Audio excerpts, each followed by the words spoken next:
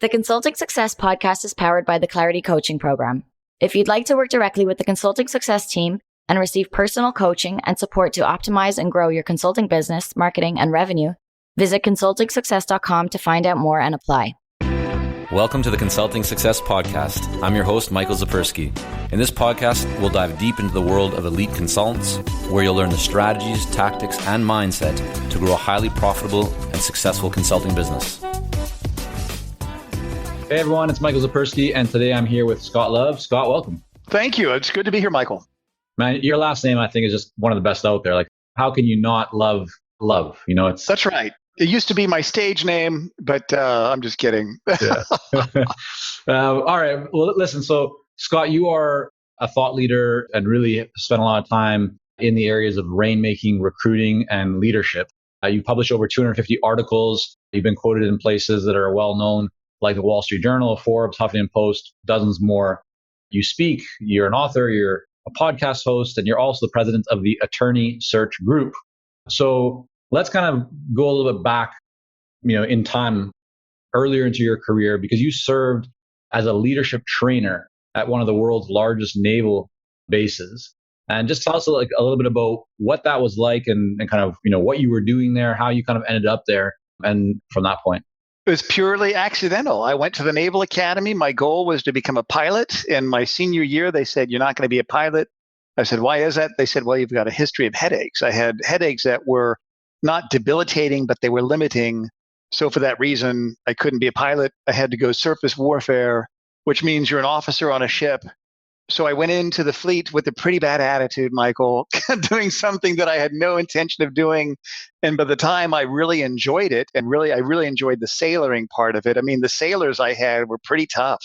The sailors that I was working with, that they were in my department, they had like naked mermaid tattoos on their arms. I mean, that's how tough they were. And I loved it. I loved working around people like that. I loved earning respect from sailors.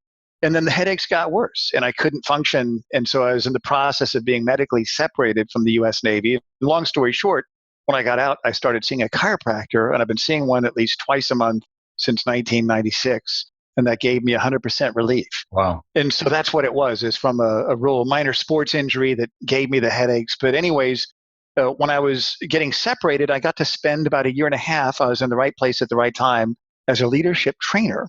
So the world's largest naval base, Norfolk, Virginia, the Navy came out with a new initiative called Total Quality Leadership, which was a derivative of W. Edwards Deming's Total Quality Management concept. So that's what led me to be a leadership trainer, where I would train thousands of senior enlisted officers and civil service workers on these ideas. And then, Michael, it kind of evolved into where I was an organizational development consultant going to these different commands in the Norfolk area at the age of 24, where you really do know everything when you're 24. And so that kind of gave me some good, solid leadership concepts, so that when I got into my professional career, I did sales, and then I got into headhunting back in 1995. The rest is history. I got into recruiting back in 95 and never looked back. And it's something that I absolutely enjoy every day. So take me back to that time when you're a young pup, as some people might say, right? And here you are, you need to go, and I'm sure others around you are also quite young. But what's going through your mind where you have to, train and lead people? Was there ever a point where you felt uncomfortable, where you felt, am I good enough to do this? The whole imposter syndrome type of thing? Or were you just in there and describe that for us a little bit? Well, I think at that time, here I was getting separated, so I didn't get to do the things I wanted to do. So I had to deal with that. And there was a lot of mixed emotions with that, but I saw this opportunity as a trainer to actually do work that I truly loved. I was on the debate team in high school. My partner and I were second place in Texas for debate. I debated at the Naval Academy. The Naval Academy had a debating team, which was great. We got team tables and we got per diem on the weekends when we go to different tournaments. So I got to do something that I truly loved. And I saw that as, this is my service. I might not be the sharpest marble in the bag when it comes to everybody else in the fleet, but at least I have ideas that I know can help them. In some traditions in the Navy at that time, the Navy realized that not all traditions are healthy traditions. They knew that they needed to change. And so it was exciting for me to know, even though I might not have had the chance to do the things I really wanted to do, at least I can make a contribution to the service, to my colleagues, to the peers, to my comrades, and helping them understand some pretty progressive ideas. How long did it take you from the time where you were told, hey, you cannot become a pilot, to the time where you kind of, you were not only okay with the idea of shifting and getting more into leadership training, but actually going, yeah, like this is what I'm meant to do, or this is the right thing for me, going from disappointment to a positive mindset? Yeah, I still feel it. The last weekend, my wife and I and my little girl, we went to Virginia Beach near the Oceana Air Base, and I hear the FA-18s and see them flying over, and it still hurts a little bit. Some of my classmates got to go on that journey, and I'm really excited for them. And so I think just like all of us in life, we have these doors that we come to, door number 1, number 2, and number 3. And this is something I've been able to teach my son, who's 19. He's gotten involved in modeling about 4 years ago, and he's represented by IMG. Never wanted to go to college, so he found a trade. And I told him, I said, when you go through life, you see 3 different doors. I think what I want is behind door number 3. And you open that door up, and you see 3 more doors. And you might have to go through that 4 or 5 times. And so for me, I think I've always had that pang of disappointment, but I've been able to see that even though it didn't work out the way I wanted, wasn't it better that it worked out that way? It's kind of like the way I look at where we are in the crisis today in my own business.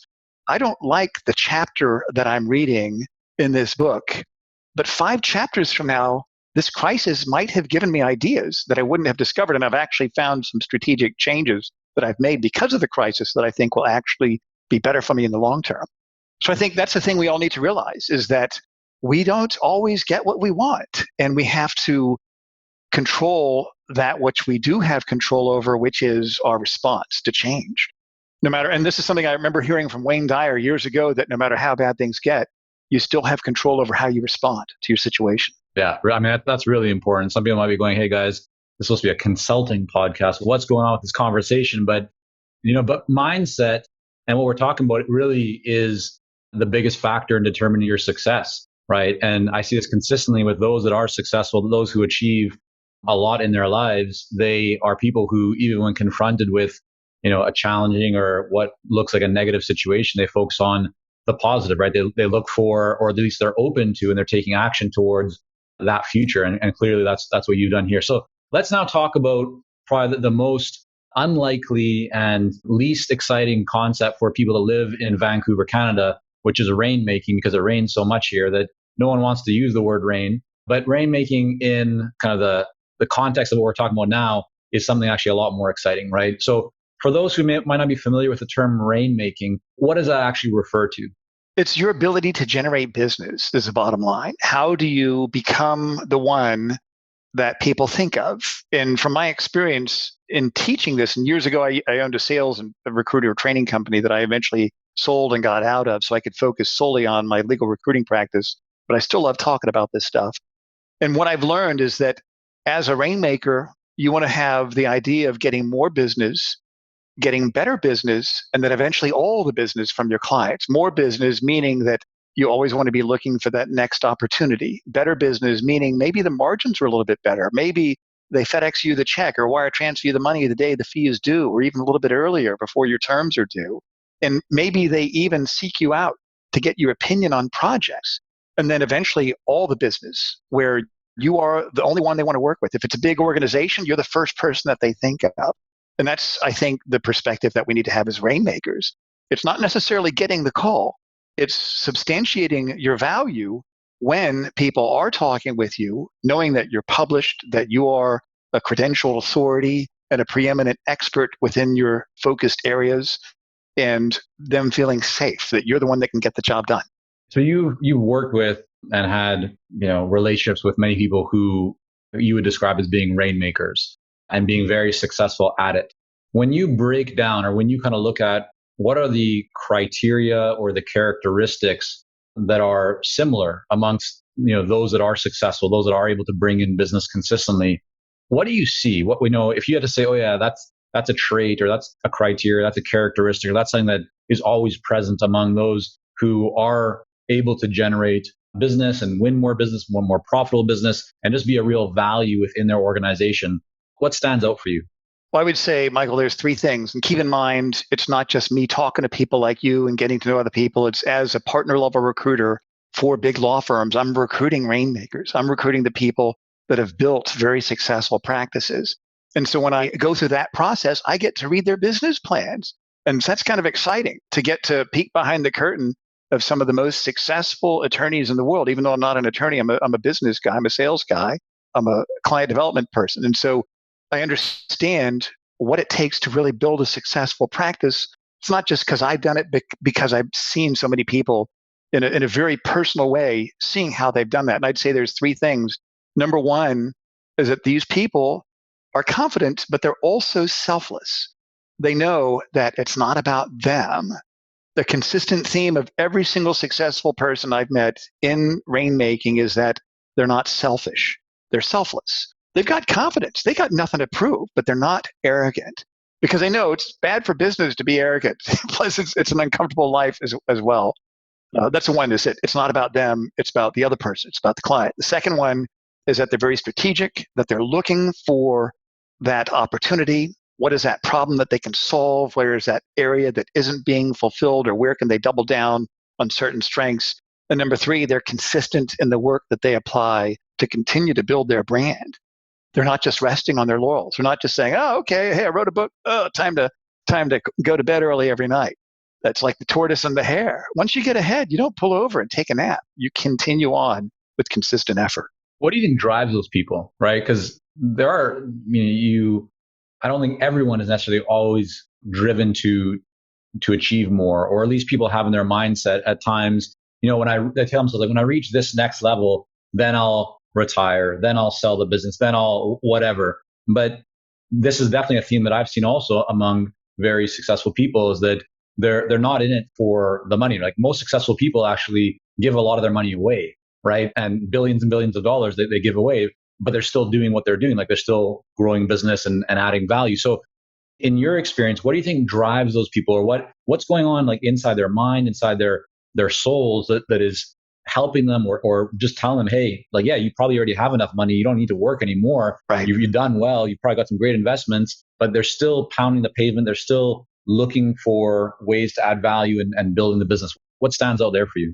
Well, I think what I've seen with a lot of law firms is some firms have mandatory retirement for their partners at 65. And there are some firms that have opened that up. We'll take anyone past that age. And so there's a lot of attorneys I talk to that are 64, 63, 65, and they know that they want to keep practicing and they want to keep going and working till the day you have to pull the phone from their cold, bony little fingers, and they want to do it to the bitter end. And I think it's just because it's not necessarily that it's part of who they are. It's not necessarily an identity, but it's just the joy of doing the work, of knowing that you're solving problems.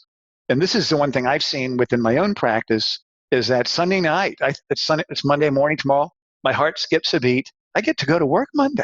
Believe me, I love taking vacations. Yeah, I want to get to where, hopefully in a few years, where, hey, every Friday, I'm on the golf course. Except for a few important emails, and maybe I'll turn it into client golf every Friday. But I think it's just the rush, and not necessarily the rush. It's more of the self-actualization that they're doing something that is significant and it helps people, and it's a lot of fun. I know within my work, I love it. I'm just absolutely honored. And someone asked me, they said, "What is it about your niche that thrills you? Is it getting the big checks?" And I said, "No, what thrills me the most is getting the trust." I had a partner that called me yesterday. We met a year and a half ago. It wasn't the right time for me. He called me yesterday. So these are the 4 firms I'm interested in. I want you to present me there. I get calls all the time from other headhunters. You're the only one I trust. And these are the 4 firms I've identified. Present me to them. Like, this is great. Thank you. I appreciate your trust. So I think there has to be something more than the money. It's not about the money. It's about the meaning, I think. It's about the meaning. Hey, it's Michael here, and we'll be right back to the podcast. But first, are you ready to grow, scale, and take your consulting business and marketing to the next level? If so, our Clarity Coaching Program may be a great fit for you. You'll work with our experienced team to set up a strategic plan for your business and coach you step by step in areas like how to consistently attract more leads, develop a magnetic message that resonates with your ideal clients, strategically package and position your services, earn higher fees, win more proposals, and scale your business. To find out more about Clarity Coaching and apply, go to consultingsuccess.com and click on coaching. So let's talk about your company, the Attorney Search Group. All right. So you serve law firms and partners transitioning into different firms. You're bringing in rainmakers. Mm-hmm. You were at a naval base. You wanted to become a pilot. How did you get into the world of law? And then more specifically, how did you end up choosing the niche, depending on how you pronounce the word? How did you arrive at that specifically? While we work with a lot of seasoned and experienced consultants here at Consulting Success, I'm often contacted by new early-stage consultants. Invariably, the question I'm asked is, what are the steps I should take to become a successful consultant and grow my consulting business to my first 6 figures per year? Well, I'm excited to announce that we've opened the doors for our Momentum program. This is our most popular program for early-stage consultants, and it has helped almost 1,000 consultants to start, run, and grow successful consulting businesses. It gives you the step-by-step plan to help you with your messaging, your fees, and pricing strategies, how to win more proposals, how to go to market more effectively, developing a marketing system to generate leads consistently, and so much more. And right now, until September the 19th, you can sign up for Momentum and get 50% off the regular price by going to consultingsuccess.com/audio. That's consultingsuccess.com/audio, AUDIO. Only 100 spots are available to join Momentum and get 50% off. This deal is only available until September the 19th or until all 100 spots are gone. We won't be opening up new spots in this program for several months, so don't wait. Go to consultingsuccess.com/audio. That's consultingsuccess.com/audio, AUDIO.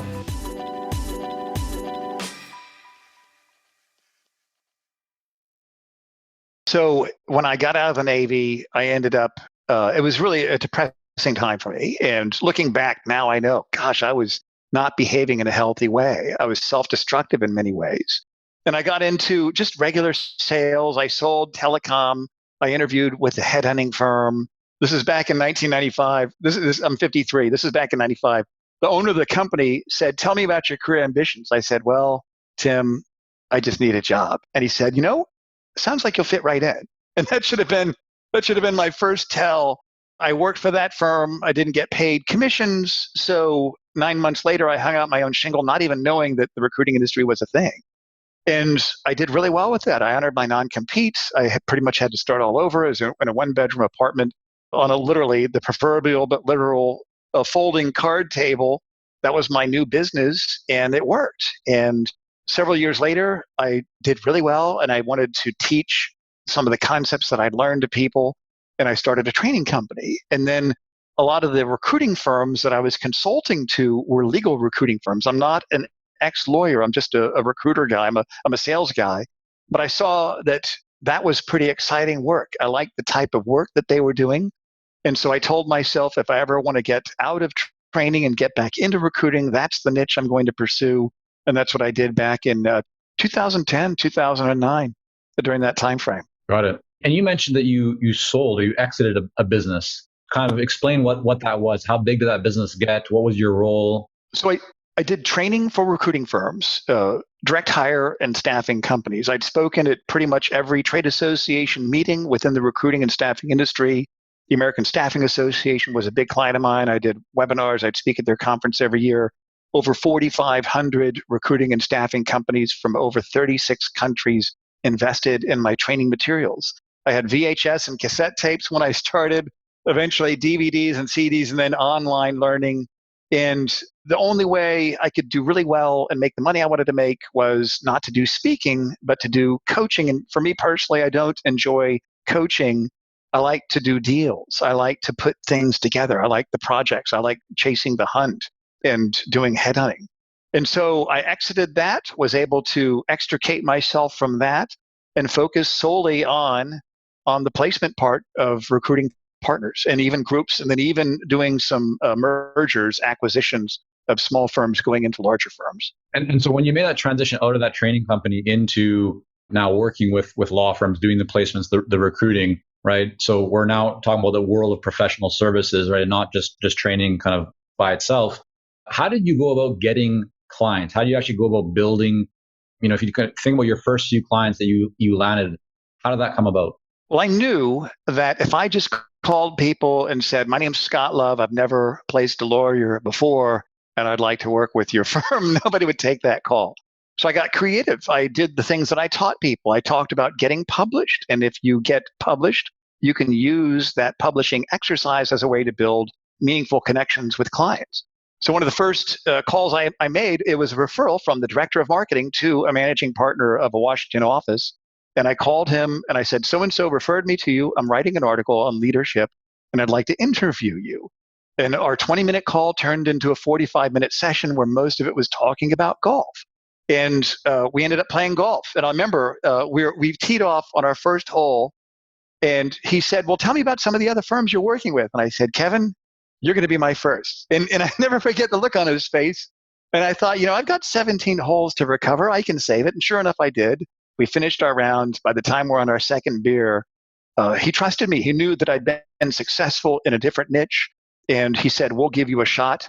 We will help you learn legal. You help us grow our firm. And I made 3 successful partner placements within a short period of time. And I was off and running. So the publishing side of it, people often think it's like the chicken and the egg, right? Did you have to land? Do you reach out to a publication that agreed to run that piece, and then you reached out to that person to interview them, or did you just reach out and said, "Hey, I'm working on a piece," but you didn't actually have a home for that piece yet? I said, I have a blog and I write on leadership. And I think everybody, if you're going into a new area, you do have something unique about you. What's unique about me, I used to be a trainer on leadership. I'm an expert on leadership. So that's what I kind of went in with. I've been in recruiting for X number of years. I'm a specialist within this area, and I'm in the process of writing an article on that. And so within your firm referred me to you, and I'd like to see if you'd be open to having me interview you for this article on my blog. And that's how it was. And I think that it's not a duplicitous way. It's not necessarily a bait and switch. I always have multiple objectives to everything I do. It was a legitimate article that I wrote. I quoted him. It was a really good article. And it gave me an introduction. When you call people and you say, I'm a complete stranger, you need to reverse engineer that. Well, see if you can reverse engineer a referral. I had a referral from someone internally that he knew. I had a legitimate reason to make contact with this person that wasn't a sales pitch. The sales pitch can come later when you've earned the right to have the ask. You have to earn the right. And so I think just by, and you've probably done this, anybody that has a podcast or has written articles, you've seen that some of your best connections come from those types of conversations. Yeah.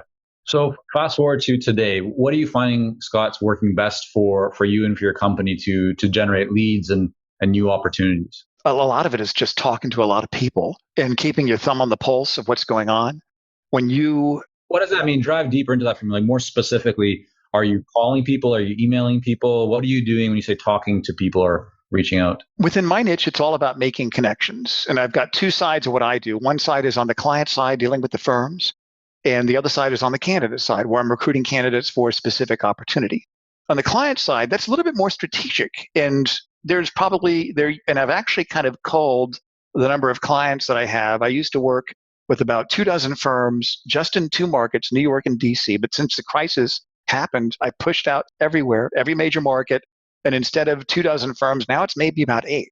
So I've actually opened up the matrix geographically and limiting the number of people that I'm working with, but it's still more potential placements. And so that means that I get to know them a little bit better. And because I've made that adjustment, I'm now able to get closer to some of the clients because I told them. For example, one firm, they have 4 different offices that I spend a lot of time recruiting them. And I told them, I said, out of all the firms I work with, you're in the top 3, and I want to spend more time with you. And for that reason, maybe you can connect me with your firm's chairman. I'd like to get a conference call or a Zoom meeting set up in the next 2 or 3 weeks. He said, that sounds great. Another client of mine, he's one of the key leaders of a 1,300 attorney firm. He and I talked today. We're playing golf in mid-September, and the chairman of the firm is going to come also. So I'm getting more FaceTime with people that way. Or not FaceTime, but more time with them. It'll be socially distant golf, of course. We won't be doing shaking hands and all that.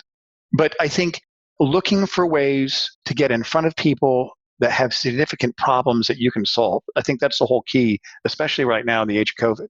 And talk a little bit more about how you're managing that process. Do you use a CRM very heavily, or how do you kind of stay on top of who to contact, how often to contact, and just managing that process? I don't have any sort of schedule of I need to call people on a certain day or anything like that. I let the activity kind of drive that.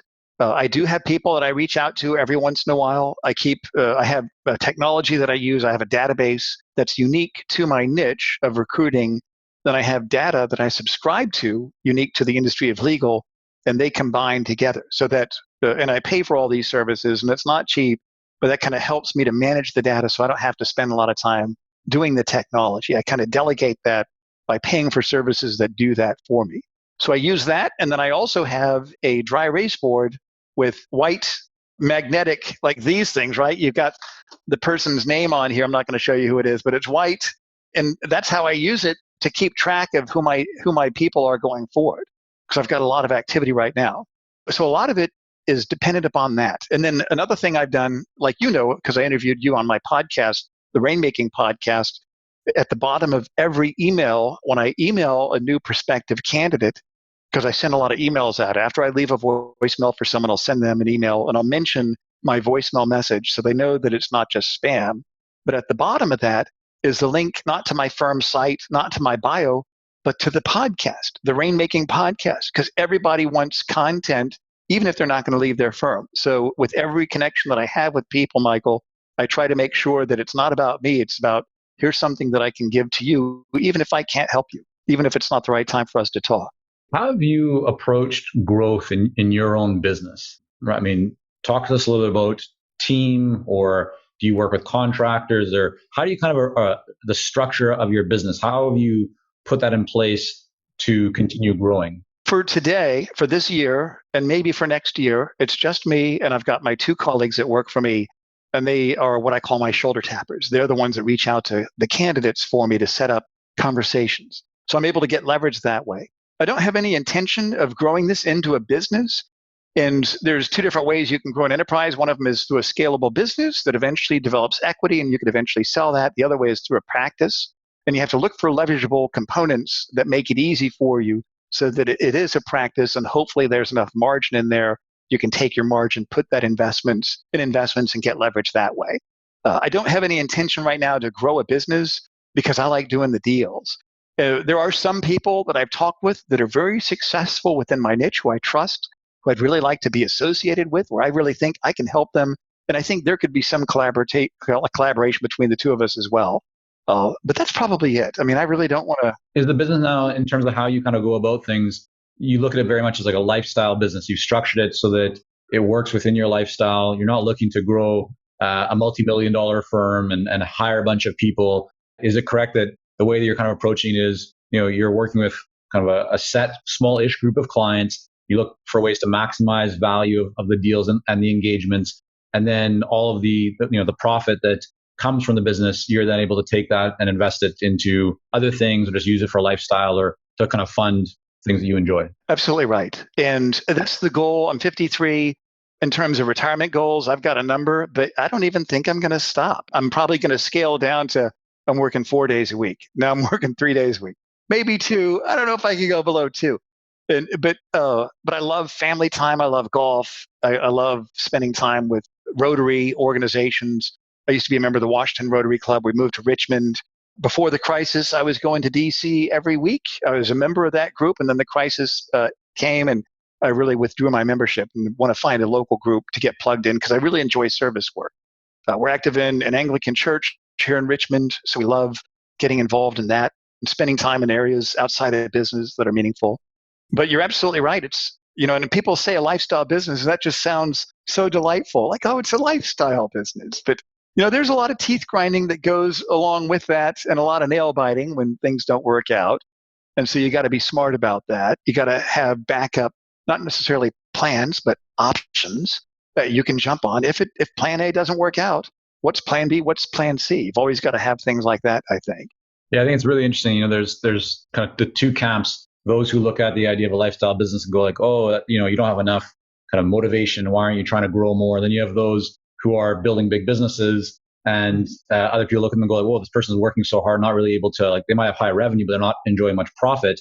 And there's nothing wrong. Like, we have clients that we work with in our coaching program that are on both sides, right? And for some, they really want to keep it as a lifestyle business and maximize profits. Others are thinking longer term and, in terms of value of the enterprise, the business, and a potential sale later on. So there's no right. It's about figuring what's right for you as an individual and building the business around that. So, but before we wrap up though, Scott, I want to just talk about your writing and podcast. So you have your podcast, the Rainmaking podcast. You've written over 250 articles. What impact would you say that those two things have had? And would you say that one has had a bigger impact than the other? I think both of them have been significant. Most of the writing I've done has been recruiting specific. And that's when I saw that when you write articles, when you've got an email list of people that want to get to know you, that can drive revenue, that people are ready for you. It's like you could write articles as a funnel, as a way to get people to be introduced to you. And they read what you wrote. They read what you wrote. 2 years later, they've been reading. Now you've got another offering. Then they jump on that. They're going to jump on it when they're ready. For me, I also think within my legal recruiting niche, the Rainmaking podcast, because most partners, if I put them on an email list, they'd never take another email from me. That's just how they are. They're not interested in being on an e-zine or an email list, but they're going to listen to a podcast. And so that's what I found is one way to kind of keep top of mind. And it's not necessarily doing it so that I get the call. Well, I found you on Apple Podcasts. I mean, that has happened. My third week of having the Rainmaking podcast, I had proof of concept. A partner attorney said, I just found you. The content's great. This is what I need.